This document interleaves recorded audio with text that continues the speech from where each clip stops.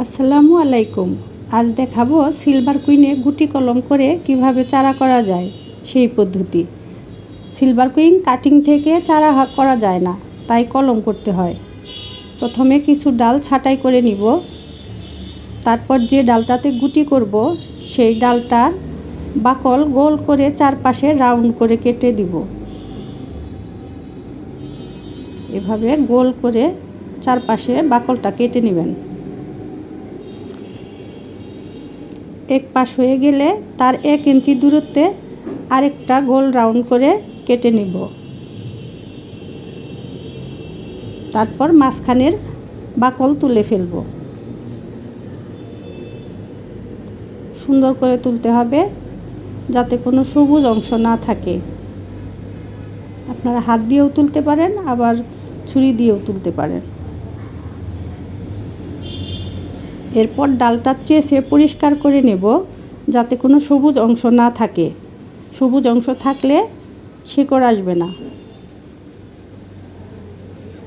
এরপর মাঝখানে root hormone লাগাতে হবে।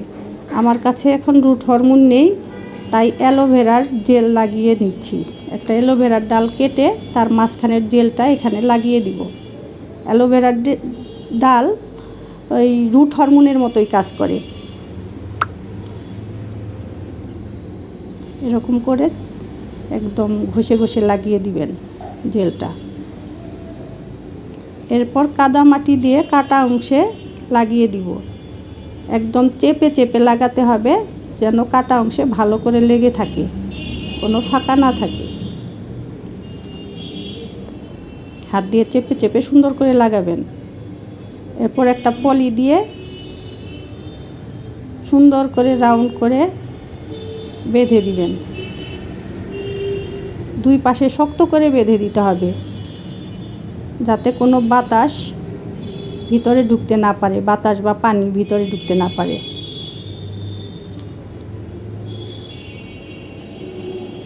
শক্ত করে টাইট করে বাঁধতে হবে। এভাবে 1 মাস রেখে দিলে রুট এসে যাবে।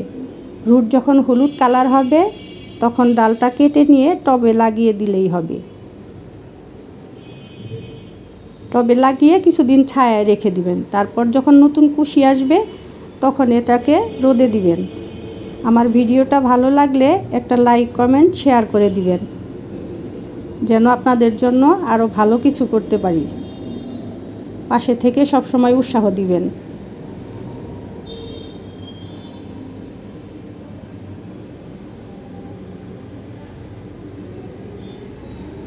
সবাই ভালো থাকবেন।